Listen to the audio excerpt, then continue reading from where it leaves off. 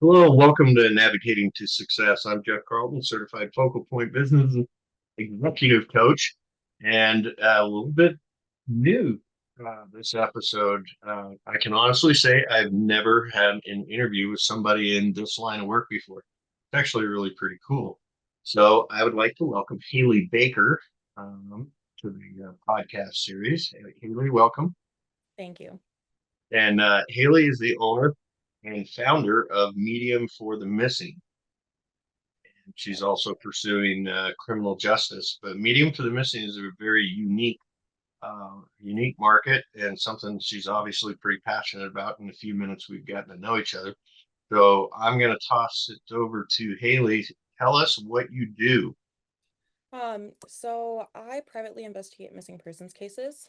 Um, I found my passion in the midst of owning a metaphysical shop that was failing.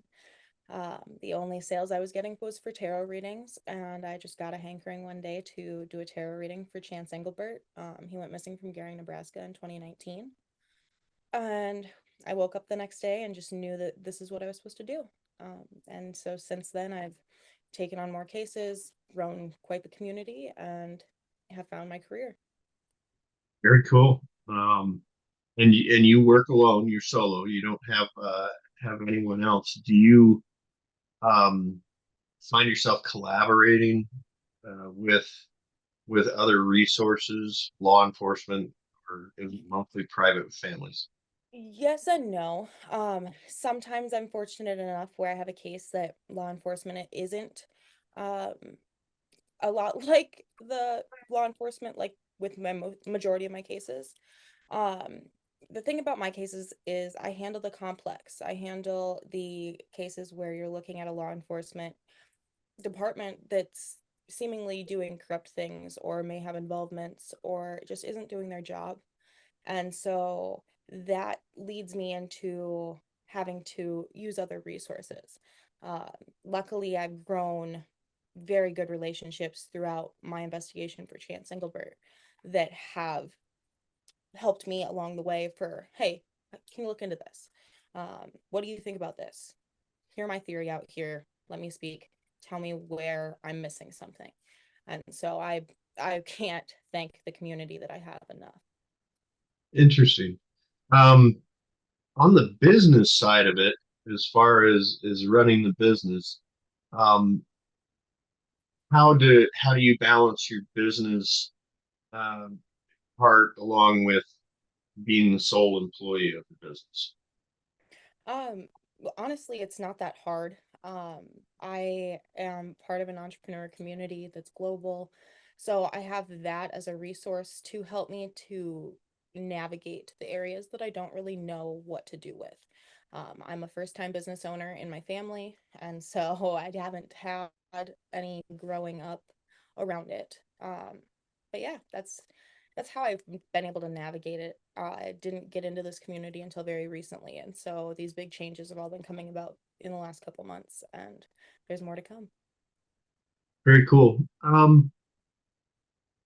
So let's talk about the innovation space and maybe use of technology, because obviously you're going to use the internet for a lot of things for background. Are you incorporating any use of AI? No, I haven't used any AI for any of my investigative techniques or anything like that. Okay. Um, Interesting. Um, because I think there's space in law enforcement for it, for coming up with theories and potentiality. But again, I think what a lot of people are learning now with AI is it's only as good as the prompting and within the inputs that it gets. So yeah, Like, that's almost another art within itself. So well, for and all of you that are going to write your next essay using AI, it's easier to just write the essay. yeah, well, that's plagiarism, which would be against academic policies. So I don't plan on doing that. But I can understand where people feel like there's room for AI in a lot of different businesses, a lot of different aspects, especially in law enforcement. For me being a medium, I have this kind of negative stigma around the fact that I'm a medium, and that's just how society is.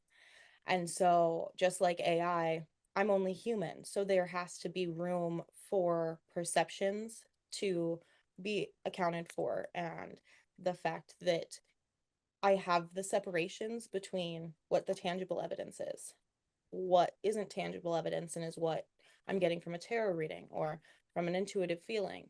Can I correlate that to the tangible evidence? Do they balance each other? And if they don't, it doesn't work.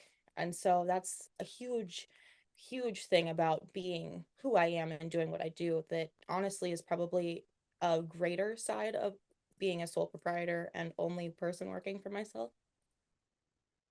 Yeah, it's a lot of hats to wear. Uh, because I imagine it comes Yeah. in in spurts, so to speak, of high activity and then no activity, right? Yep. Well, and I try to keep the separation between the two. So if I sit down and I do a case intake tarot reading, I do my tarot reading, and unless it's an Amber Alert, I won't investigate anything till the next day.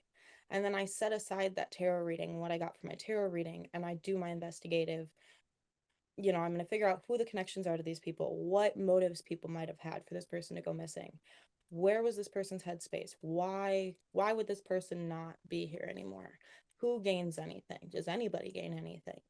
And what is going on? Now with Amber Alerts, it's a little bit different. I will pull some cards, but I jump right into the investigative side of it. No, makes sense. And well, if it's an Amber Alert, you've also got law enforcement in there as well, so Yep. which may or may not want to cooperate with you, right? They're usually pretty. I think with Amber Alerts and law enforcement, they have so many things going on at once, it's really hard. Mhm. I can't say how resourceful it is for like Texas. Texas has Texas EquuSearch. There was an Amber Alert that had gone out a few months ago, and I had gotten contacted from one of the people that follows me because of chance and said, "Hey, this little girl's missing. You should look into this." And so I did, and I was able to get in contact with Texas EquuSearch, and that was a huge, involvement for me because they, they located her just a couple days later. And so, Well, that's good news. I suppose your success stories are really meaningful. yes, yeah, that's what I gain out of this. I do all of my work pro bono. I don't charge a dime to the families that come to me or to people who bring me cases. Uh, I'm not doing it for the money. Granted, food has to get on the table, but it'll figure itself out, is what I say. Yeah, as a business coach, there might need to be some kind of funding piece, which we talked about before. So, um, and I I didn't chase your website directly because I had your email and we had contact info. Where can people find you? How do people find you? So, I have a LinkedIn, I have a Facebook. I'm in the process of getting a website set up, so there's no actual website yet. But there's a That Facebook. understands why I couldn't find it. Yeah. Yep. The Facebook link is just the facebook.com/medium for the missing 2022. Okay, very cool. All right, so if anybody is looking for Hailey, you know how to find her. Not Yep. too hard in this day and age. Um, so what do you think it looks like in 12 to 36 months for you? I'm hoping that I will have a more centralized location. I'm hoping to either be down in the southern part of Colorado or out in Arizona, maybe Texas. That's kind of all in the works, but I'm hoping that everything will be established to a point where I can be doing this full time, and having food on my table, not having to worry about doing a full-time job on the side of my full-time business. Right. I have a few cases to where we're at our point now where we're working out the details for our hopefully last trips to these places. So I'm hoping to have at least four of my six cases closed out by then. And that's really where I want to go. I want to be able to intake more cases. I have a few people that I work with very closely when it comes to having another person involved. And so I'm hoping to be able to get those people on board into the business and Okay. expand. And we didn't say it at the in the kickoff. We didn't talk about where you were physically at. You're in South Dakota. Yep. Um, And so it brought up another question for me. How important is it to you um, to be able to eh, do an in-person engagement or an in-person intake versus um, All virtual? of Yeah, all of my intakes I do virtually. I have never had an issue with any of my cases being done virtually. I have found that the best way for me to do it is if I intake virtually, we can either privately do your first reading, we can publicly do your first reading. That's up to the client. Um, from there, I start my investigation and I begin to map out locations from where that person went missing that I would like to go. If we have a person walking down a road and seen on surveillance camera A, B, and C, but then they disappear from D, then we have to figure out where they may have went. And so we begin to plan out in the process of investigation what being on the ground would look like. If I have 3 days in a location that I've never been to before, what does my plan need to be so that I can go there and use it to its best possibility? Right. Interesting. And do you get on site to most locations where you think people have disappeared? So I have for two. Uh, my other cases are in West Virginia, in South Carolina, Virginia, and Florida. So they're all the way across the country. And being a pro bono business, I guess it's more of a service, I should say, but with it being pro bono, we have to run GoFundMe's. And so Yeah. it's ideal to get out there, yes, Right. but where we sit right now, we have to wait Not for fund. always practical. Exactly. It's we would like to be able to get out there because I have a group that it goes with me for these ground searches. And we'd like to be able to do it within 3 months of intake, but that's not always practical. I come from a lower class middle family, like a lower middle class family. And so I understand some people don't have that kind of money right now, Right. and Yeah. that shouldn't No, exclude them from being able to get the help. no. I appreciate that. That's a very altruistic core value to have that not everybody has. Uh, Yeah. Probably not enough people have it. So hmm, very cool. Well, we're getting close to the end of our 15 minutes. What parting shots do you have that you want people to know about Medium for the Missing? Um, I guess really I don't have a whole lot more. It's pretty point blank to the point. However, I do have um advice because I'm aware that this is something that you do. I had read a quote from Matthew McConaughey 3, 4 years ago, and this changed my outlook. And so he says entrepreneurship is not about building businesses, it's about building a better future. It's about challenging the status quo, disrupting the industries, and finding new ways to solve old problems. As entrepreneurs, we have a unique opportunity to shape the world we want to live in, to leave a lasting legacy that extends far beyond our own lifetimes.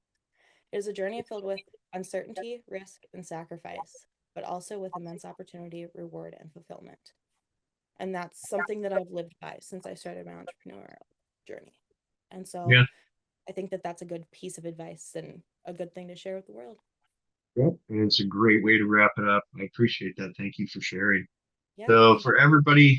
everybody that tuned in, thank you, and we'll look forward to seeing you on next one. And Hailey, thank you again for joining me and spending some time, despite how difficult our struggles are It's scheduling. But okay.